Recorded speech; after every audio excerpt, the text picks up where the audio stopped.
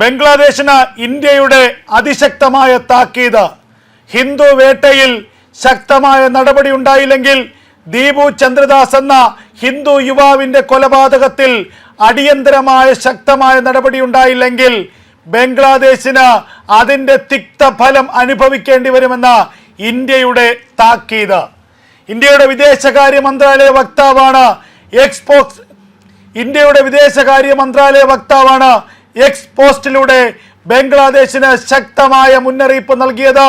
ന്യൂനപക്ഷ വേട്ട അവസാനിപ്പിക്കുക. ബംഗ്ലാദേശിലെ ഹിന്ദു ന്യൂനപക്ഷ വേട്ട അവസാനിപ്പിച്ചില്ലെങ്കിൽ ഇന്ത്യക്ക് നടപടികളിലേക്ക് നീങ്ങേണ്ടി വരുമെന്ന് ഇന്ത്യ ഇതാ ബംഗ്ലാദേശിന് താക്കീത് നൽകിയിരിക്കുന്നു.